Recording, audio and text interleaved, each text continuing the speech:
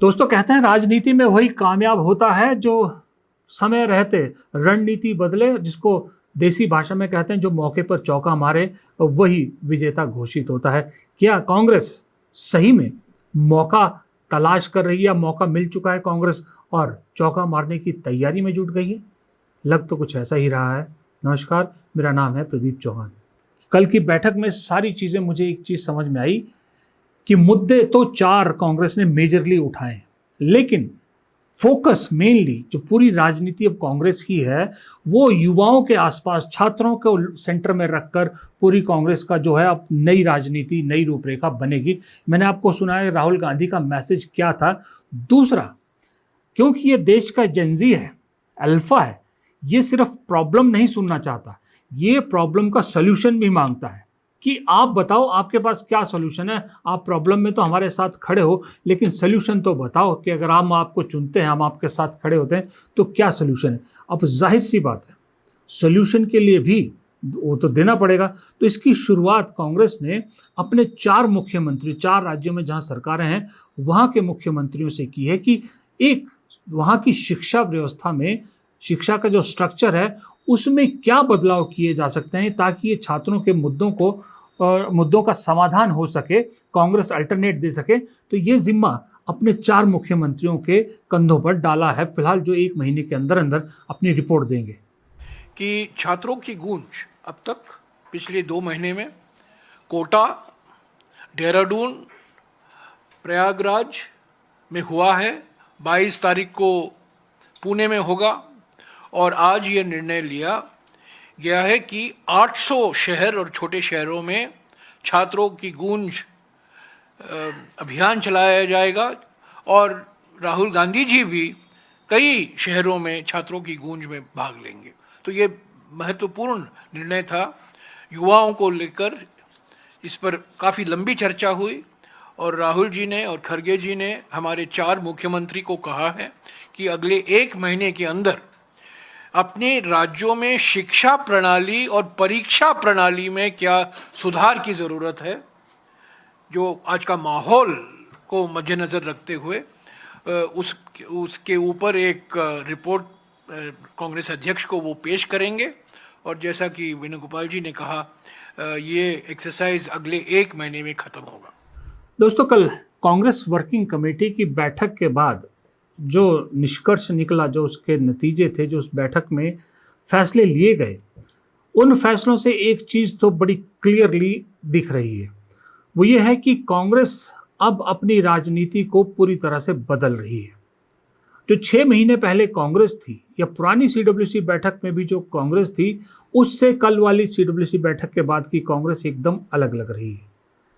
पिछले फैसले कांग्रेस के हुआ करते थे ऑर्गेनाइजेशन को लेकर, स्ट्रक्चर खड़ा करने को लेकर, डिफेंड करने को लेकर और अटैक करने को लेकर मिक्स। लेकिन कल जो सीडब्ल्यूसी की बैठक में फैसले गए वो सारे के सारे एग्रेशन वाले फैसले थे, यानी अटैक मोड वाले फैसले थे। पीछे रहने का या डिफेंस करने का या ढील देने का कोई मौका ही कांग्रेस नहीं देना चाहती। सरकार को जो संसद के मॉनसून सत्र में कमजोरी दिखी, बैकफुट पे सरकार दिखी, उस एडवांटेज को किसी भी हालत में खोना नहीं चाहते। इसलिए बड़े इंपॉर्टेंट फैसले लिए गए, जैसा कि मैंने सुबह के वीडियो में बताया था कि छात्रों के गूंज प्रोग्राम को लेकर, छात्रों को लेकर खास करके जो राहुल गांधी का एक मैसेज है वो बैठक में बड़ा क्लियरली था। सबसे बड़ा मुद्दा था कि कांग्रेस को छात्रों के साथ दिखना है और राहुल गांधी ने साफ शब्दों में पूरी लीडरशिप को कह दिया कि कांग्रेस छात्रों के साथ हर वक्त दिखनी चाहिए। The national leadership is in utter confusion. They are not in a position to deliver. They are in a total failure mode. Therefore, now we have to take the issues of the students, issues of the Kisan, and we have to fight for them. This is what Rahul ji told very clearly to that the party workers, party leaders, be stand with students, come what may. Be stand with the students. अब इसको लेकर राहुल गांधी का छात्रों का गूंज programme वो तो चलेगा ही, जैसे आपको पता ही होगा 800 शहरों तक की पहुंचाया जाएगा प्रोग्राम अलग अलग फॉर्म में। उसके अलावा भी लोकल लेवल पे लीडरशिप को छात्रों के मुद्दे सुनने हैं। और इसमें एक दूसरा मुद्दा है चंदा चोरी का। चंदा चोरी को भी, जैसा आपको पता ही है, पढ़ भी लिया हुआ अपने अखबार में, मैंने सुबह के वीडियो में भी बताया था कि चंदा चोरी का मुद्दा देशव्यापी बनाएगी। डीलिमिटेशन पर कांग्रेस ने फर्म दो और डिसीजन है जिस पर कांग्रेस ने फर्म स्टैंड ले लिया कि इस पे कॉम्प्रोमाइज़ नहीं होगा। एक तो डीलिमिटेशन 543 रहेगा, उसको बढ़ाने के कांग्रेस फेवर में नहीं है। 543 में ही महिला आरक्षण लगाने की मांग कर रही है, लागू करने की मांग कर रही है। और दूसरा, वंदे मातरम को लेकर भी कांग्रेस ने ठान लिया है कि हम पीछे नहीं हटेंगे। सरकार कार्रवाई करे, जो चाहे करे, जितना नेगेटिव पब्लिसिटी करना चाहे करे, लेकिन कांग्रेस जो वंदे मातरम पहले गाती थी 2 स्टैंजा वाला, वो भी आज भी वही गाएगी। और चाइना के जो दखल अंदाजी है, चाइना का जो बॉर्डर डिस्प्यूट जिस तरह से भारतीय सेनाओं को लेकर अरुणाचल में खबरें आ रही है, उसको भी बनाएगी, मुद्दा बनाएगी, उसको लेके पूरे देशव्यापी उसमें ये सारे उठाएगी। लेकिन ये सारी कवायद कांग्रेस ने, ये जो अपनी रणनीति बदली है, राजनीतिक रूपरेखा बदली, क्यों बदली है? इसलिए बदली है कि 2029 अभी दूर की कौड़ी है। 2027-29 का डिसाइडिंग फैक्टर है। वो इसलिए कि 2027 में 7 मेजर बड़े विधानसभा चुनाव है, उत्तर से लेकर दक्षिण तक, नॉर्थ ईस्ट से लेकर दूसरी तरफ तक। अब ये टेस्ट है, लिटमस टेस्ट है। आपने संसद सत्र में बीजेपी को, सरकार को दबाया, मजबूर किया, घुटनों पे लाए, आपने इस्तीफा भी करवा दिया, मोदी जी और शाह जी को संसद में आने से रोक दिया, वो सब ठीक है। लेकिन क्या ये मुद्दे यहीं खत्म हो जाएंगे? यही कांग्रेस नहीं चाहती। इसलिए अपनी पूरी सेना को लगा दिया राहुल गांधी ने कि इसको घर घर तक पहुंचाना है, ताकि 2027 में इसको वोट में कन्वर्ट कर सके। और 2027 के विधानसभा चुनाव में अगर खेल हो गया तो रास्ता साफ है। अब 2027 में आपको मालूम है, पंजाब, उत्तर प्रदेश, उत्तराखंड, मणिपुर, गोवा, हिमाचल प्रदेश और गुजरात, 7 बड़े चुनाव हैं। तो इन चुनाव को लेकर भी स्ट्रेटेजी बननी जरूरी है। अब इन चुनाव में अभी तक क्या हुआ, राहुल गांधी या कांग्रेस हाईकमान ऊपर फैसले लेती थी, सीडब्ल्यूसी में फैसले होते थे, लेकिन लागू नीचे नहीं होते थे। बहुत सारी चीज़ें, लूप होल कांग्रेस में बहुत सारी चीज़ें, लथार्जिकपना बहुत भारी पड़ता है कांग्रेस को।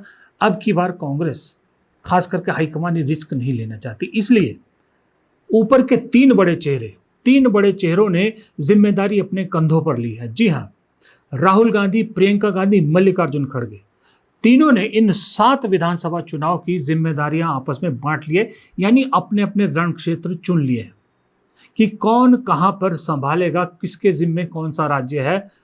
वैसे ऑफिशियली आपको इस तरह की कोई नोटिफिकेशन नहीं मिलेगी कि ऑफिशियली ये निकाला जाएगा, निकाल भी नहीं सकते। वो एक राष्ट्रीय अध्यक्ष है, एक राष्ट्रीय नेता है, दूसरी भी इंपॉर्टेंट चेहरा है। सरकारी नोटिफिकेशन या ऑफिशियल नोटिफिकेशन नहीं निकलेगी, लेकिन अंदर खाते की क्लियर है कि 3 लोगों को अपनी अपनी जिम्मेदारी, 3 लोगों ने अपनी बांट ली, अपने अपने रण क्षेत्र बांट लिए। जैसे कि मैं आपको बताता हूँ कौन कौन से। राहुल गांधी ने जिम्मा लिया है पंजाब का, क्योंकि पंजाब की राजनीति को लेकर पंजाब में जो भी पार्टी में हो रहा है, राहुल गांधी सबसे ज़्यादा इन्वॉल्व है वहाँ पर। और राहुल गांधी ने ही भूपेश बघेल को, वहाँ राहुल गांधी के ही पसंद के अमरिंदर वड़िंग है, राजा वड़िंग है, जिन्हें अध्यक्ष बनाए रखने को लेकर सारी कंट्रोवर्सी है। चन्नी को भी आगे प्रमोट करने वाले राहुल गांधी ही थे, इसलिए पंजाब की जिम्मेदारी राहुल गांधी ने ली है कि पंजाब को मैं देखूंगा। पंजाब के साथ उन्होंने उत्तर प्रदेश की भी जिम्मेदारी ली है। मेजरली उत्तर प्रदेश का जिम्मा राहुल गांधी संभालेंगे, क्योंकि अखिलेश यादव के साथ ट्यूनिंग राहुल गांधी की है पार्टी में सबसे ज़्यादा। और गठबंधन में ही समाजवादी पार्टी के साथ उत्तर प्रदेश का चुनाव लड़ने का फिलहाल कांग्रेस ने अभी फिलहाल तय किया है, प्लान है। गठबंधन में सीट बंटवारे को लेकर कुछ गड़बड़ हो जाए तो अलग बात है, लेकिन फिलहाल गठबंधन को ध्यान में रखते हुए राहुल गांधी ने उत्तर प्रदेश भी जिम्मा अपने लिया है।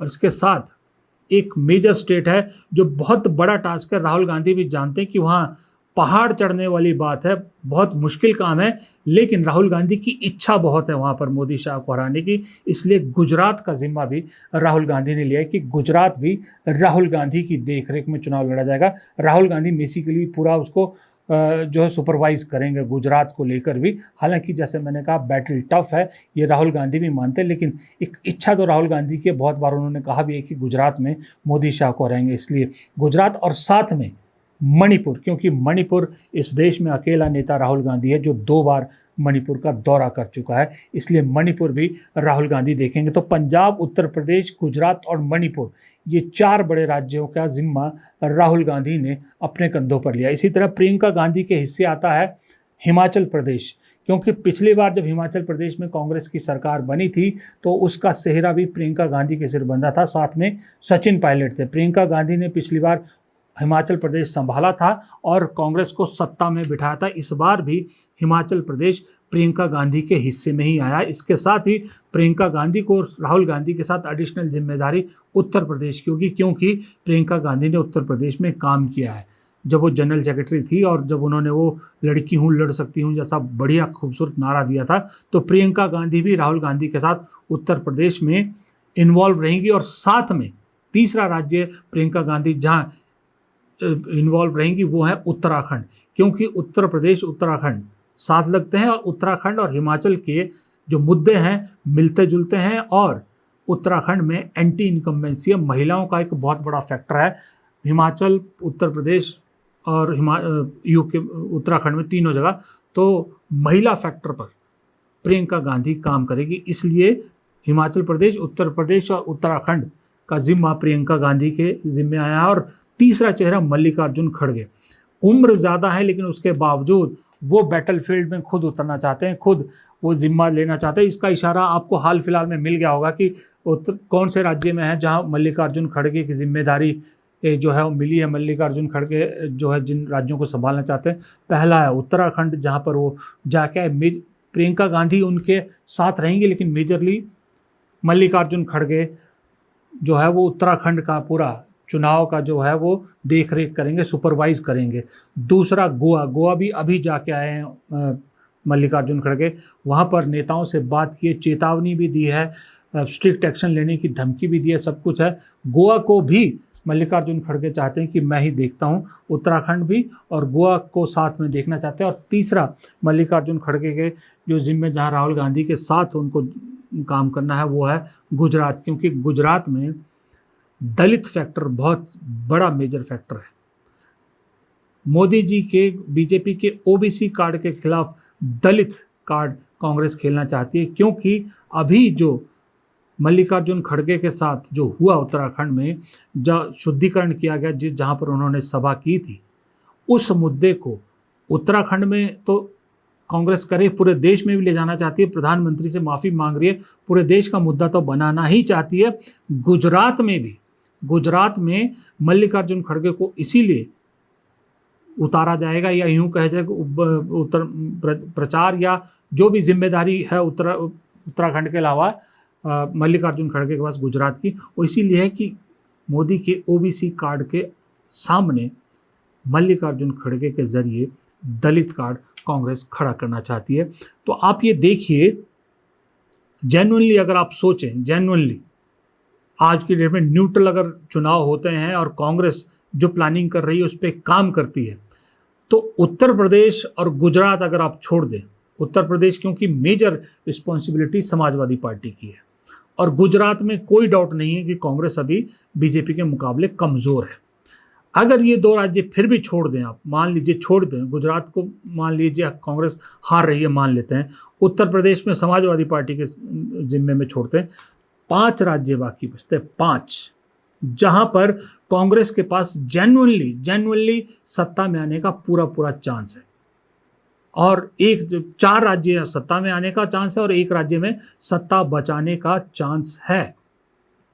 पंजाब, उत्तराखंड, गोवा, मणिपुर, सत्ता में वापसी का रास्ता साफ हो सकता है, रास्ता बना हुआ है, उसको बस साफ करना है और फोकस करके लड़ना है। और हिमाचल में अभी भी वक्त है, 1.25 साल के आसपास का वक्त है, अभी भी कांग्रेस अपनी सत्ता बचा सकती है। और सोचिए, सोने पे सुहागा अगर उत्तर प्रदेश में समाजवादी पार्टी कांग्रेस का गठबंधन काम कर जाता है, ये चंदा चोरी का मुद्दा काम कर जाता है, ये मल्लिकार्जुन खड़गे का दलित वाला मुद्दा काम कर जाता है और राहुल गांधी का सबसे बड़ा मुद्दा जिसके आसपास ये सारी रणनीति अपनाई गई है, छात्रों का मुद्दा, युवाओं का मुद्दा, पेपर लीक का मुद्दा, ये अगर तीनों चीज़ें काम कर जाए मिलके तो समाजवादी पार्टी कांग्रेस को सत्ता में आने से वहाँ रोक नहीं सकती बीजेपी। तो अगर इतना कुछ एक तरफा चीज़ें हो जाए, ऐसे इस बीच में अगर गुजरात बीजेपी जीत भी लेती है तो कोई फ़र्क पड़ने वाला नहीं। 29 से पहले पूरी गेम पलट जाएगी।